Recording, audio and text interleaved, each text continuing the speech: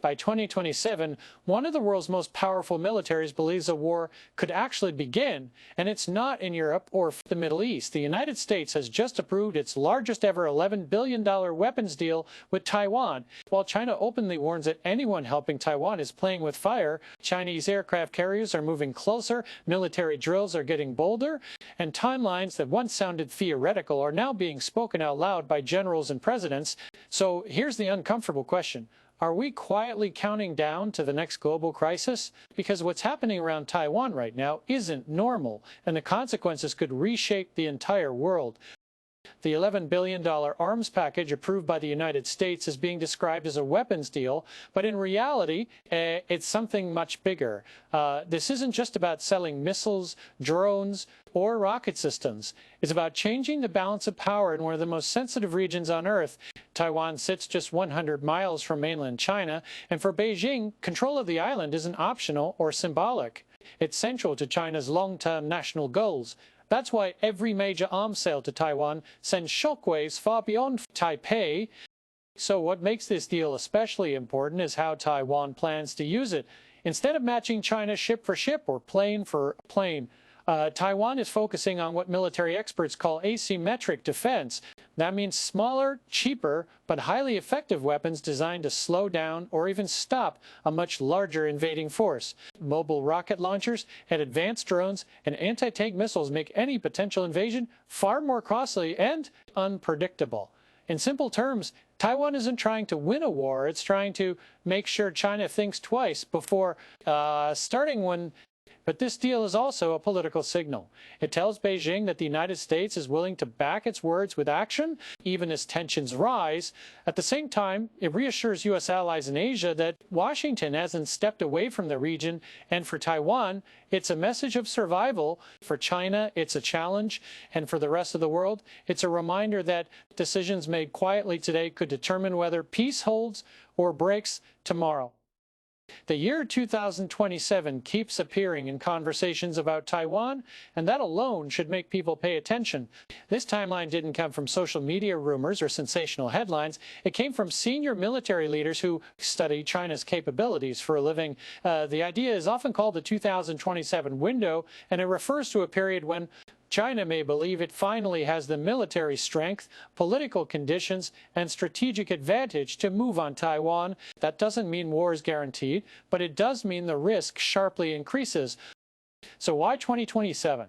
By then, China aims to complete a major phase of its military modernization. This includes expanding its navy, improving missile accuracy, strengthening cyber and space warfare capabilities, and training forces specifically for a Taiwan scenario. At the same time, political calendars matter. Leadership transitions, domestic pressure inside China, and shifting priorities in the United States could all overlap in ways that Beijing sees as opportunity. History shows that conflicts often happen not when one side is strongest, but when it feels the moment is slipping away. Taiwan sees this timeline too, which is why it's urgently increasing defense spending and accelerating training. The goal isn't panic, it's preparation. The logic is simple. If China believes Taiwan is weak or unprepared, the temptation to act grows. But if Taiwan looks resilient and costly to attack, deterrence holds. What makes this especially dangerous is how miscalculation creeps in. Military exercises, political speeches, or even a single incident at sea could be misread. And once that happens, events can move faster than diplomacy. The real danger of 2027 isn't the date itself, it's the belief on all sides that time is running out. When nations start thinking that way, the margin for mistakes becomes frighteningly small. China's response to all of this has been loud, consistent, and carefully calculated. Every time the United States approves weapons for Taiwan, Beijing issues sharp warnings, accusing Washington of interfering in its internal affairs and playing with fire. On the surface, these statements sound emotional and aggressive, but underneath, they serve a very specific purpose. China isn't just talking to the U.S. or Taiwan, it's talking to its own population, its neighbors, and the rest of the world. For Beijing, controlling the narrative is just as important as controlling territory.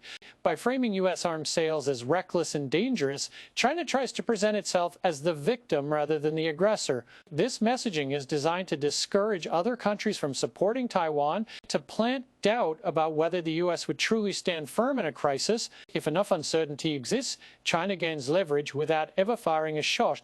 At the same time, China's words are backed by action. Military drills around Taiwan have become more frequent, and its more complex warships and aircraft routinely cross lines that were once respected, slowly normalizing behavior that would have caused outrage a decade ago. This gradual pressure strategy keeps Taiwan on edge. While avoiding a direct trigger for war, it's a form of intimidation that operates in the gray zone between peace and conflict. What makes this approach effective is its patience. China doesn't need a dramatic invasion tomorrow. By steadily increasing pressure, it forces Taiwan and its partners to constantly react, draining resources and attention over time. And that's the real message behind Beijing's warnings. This isn't a sudden crisis. It's a long game, one where words, movements, and perception matter just as much as missiles and ships. One of the most important battles over Taiwan isn't happening at sea or in the air, it's happening in people's minds. This is the information war, and it often goes unnoticed because there are no explosions or breaking news alerts. China invests heavily in shaping how the world talks about Taiwan, knowing that perception can decide outcomes long before any military action begins. If enough people believe conflict is inevitable or that resistance is pointless, deterrence quietly collapses. Beijing uses a mix of official statements, state media, social platforms, and diplomatic pressure to push a simple idea. Taiwan is isolated, and the United States is unreliable. Even small doubts can have a big impact. When allies hesitate or publics grow tired of hearing about distant tensions, political will weakens. That's exactly the space China wants to operate in, where hesitation replaces clarity. At the same time, the United States and Taiwan struggle to communicate a consistent message. Mixed signals, policy debates, and election cycles create openings for doubt. China exploits every contradiction, amplifying confusion while presenting itself as steady and determined. This isn't accidental. In modern conflict, confusion is a weapon. And the danger here is subtle but serious. If China convinces enough people that resistance is futile, it lowers the cost of action. No invasion needs to start with tanks on beaches. It can begin with silence, hesitation, and disbelief. History shows that wars often succeed not because one side is overwhelmingly stronger, but because the other side stops believing it can win. That's why the information war matters so much. Missiles can be intercepted, ships can be tracked, but once doubt spreads, it's much harder to stop. And in the case of Taiwan, the battle for perception may decide the future long before the first shot is ever fired. The tension around Taiwan doesn't exist in isolation. It's deeply connected to a much larger fight over technology, economic power. At the center of the struggle are advanced chips, artificial intelligence, and control over the supply chains that run the modern world. Taiwan produces some of the most critical semiconductors on the planet, and without them, everything from smartphones to fighter jets slows down. That alone makes Taiwan strategically priceless. China knows this, which is why it is racing to eliminate its dependence on foreign technology. Massive investments are pouring into domestic chip makers, AI firms, and high-tech manufacturing. The goal is clear: copy what works, improve it quickly, and replace Western technology entirely. This isn't just about competition, it's about control. A country that controls its own tech stack is far harder to pressure or sanction. This tech push also feeds directly into military power, advanced chips, power radar systems, precision missiles, surveillance networks, and cyber warfare tools. Every improvement in AI or computing brings China closer to narrowing the gap with the United States. That's why export restrictions, sanctions, and tech bans have become such a major battlefield. They're not economic punishments, they're strategic breaks. But there's a risk on both sides, and restricting technology slows China down. But it also pushes Beijing to move faster toward full self-reliance. Over time, this could reduce Western leverage altogether. Taiwan sits right in the middle of this dilemma. Protecting it means protecting a technological lifeline, but it also raises the stakes of confrontation. In the end, the fight over Taiwan isn't only about territory or nationalism, it's about who sets the rules of the future, who builds the technology the world depends on, and who gets left behind when power shifts. It's easy to think this is a regional issue, something distant happening between China, Taiwan, and the United States. But the reality is far bigger. What happens in the Taiwan Strait would ripple across the entire global system almost instantly. Nearly half of the world's container ships pass through nearby waters, carrying everything from energy supplies to food, electronics, and raw materials. A serious disruption wouldn't just raise prices, it would shock economies worldwide. Then there's technology. Taiwan's semiconductor industry sits at the heart of the modern digital world. Cars, medical equipment, smartphones, data centers, and military systems all depend on these chips. A conflict that interrupts production wouldn't take months to be felt. It would be noticed within weeks. Factories would slow down, shortages would spread, and inflation would surge globally. This isn't speculation. The world already got a small taste of this during recent supply chain disruptions, and that was without war. Security is another major factor. U.S. allies across Asia, including Japan, South Korea, and the Philippines, are watching closely. If Taiwan were forced under pressure or abandoned, it would send a powerful message that security guarantees are fragile, that could push countries to rapidly rearm, seek their own nuclear capabilities, or cut separate deals with larger powers. Stability would fracture not just in Asia, but globally. There's also the question of credibility. For decades, the international system has been built on the idea that borders aren't changed by force, and if that principle collapses in Taiwan, it weakens everywhere else. Conflicts frozen by deterrence could suddenly thaw. The cost of that shift would be measured not only in money, but in lives. Ultimately, Taiwan represents more than an island. It's a stress test for the global order, for trade, technology, alliances, and rules that most people take for granted. Whether the world passes that test depends on decisions being made quietly today, far from headlines, but with consequences that would reach every corner of the planet.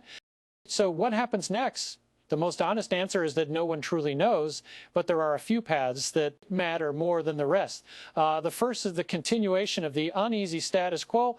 In this scenario, tensions remain high, military drills increase, and political rhetoric stays sharp. But all sides stop just short of open conflict. This is the path of constant pressure, where Taiwan strengthens its defenses, China tests limits, and the United States tries to deter without provoking. It's unstable, exhausting, and expensive, but it avoids war. The second path is escalation without invasion. China could increase pressure through blockades, cyber attacks, or economic coercion, slowly tightening the space around Taiwan without crossing the line of a full military assault. This would force difficult decisions on the United States and its allies. Responding too weakly risks encouraging more pressure. Responding too strongly risks triggering the very conflict everyone wants to avoid. This gray zone strategy is dangerous because it unfolds slowly, making it harder to define when a crisis truly begins. The third and most serious path is miscalculation. History shows that wars often start not by plan, but by accident, a collision at sea, an aircraft incident, or a political move that spirals out of control. When military forces operate this close together, the margin for error shrinks dramatically. One wrong decision made in minutes could lock countries into a conflict that none of them intended to start. What makes this moment especially tense is timing. Political cycles, leadership ambitions, and military readiness are all converging. Each side is watching the others closely, trying to read intentions while hiding its own limits. That kind of environment rewards boldness but punishes mistakes. The future of Taiwan will not be decided by a single event or speech. It will be shaped by thousands of small choices made under pressure over time. And whether those choices lead towards stability or crisis depends on restraint, clarity, and an understanding of just how much is truly at stake. When everything is stripped down, the situation around Taiwan comes back to one uncomfortable truth. The world is entering an era where assumptions no longer feel safe. So for decades, many people believed that economic ties, diplomacy, and shared interests would prevent major power conflicts. Taiwan challenges that belief. It forces governments and ordinary people to confront how fragile stability really is when national ambition, technology, and military power collide. The real question isn't whether China wants Taiwan. That ambition has been clear for years. The question is how far Beijing is willing to go and what price it is willing to pay. Just as important is how clearly the United States and its allies communicate their own limits and commitments. Ambiguity can deter, but it can also invite dangerous testing. In moments like this, unclear signals can be as risky as aggressive ones. For viewers watching from afar, it's tempting to see this as a problem for politicians and generals alone, but the outcomes would touch everyone. Jobs, prices, access to technology, and global security all hang in the balance. The phones we use, the cars we drive, and the systems that keep modern life running are all connected to this small island. Most people rarely think about what happens next won't depend on dramatic speeches or viral headlines. It will depend on patience, preparation, and whether leaders understand the cost of getting this wrong. Taiwan isn't just a place on a map. It's a reminder that peace doesn't disappear overnight. It erodes slowly through pressure, misjudgment, and silence. And that's the final thought to leave you with. History doesn't announce its turning points in advance. They often look like background noise until suddenly they're not. So the question now is whether the world recognizes the warning signs in time or realizes their meaning only after the moment has already passed. At the end of the day, the Taiwan question isn't about choosing sides. It's about understanding consequences. This isn't a story driven by emotion, ideology, or headlines alone. It's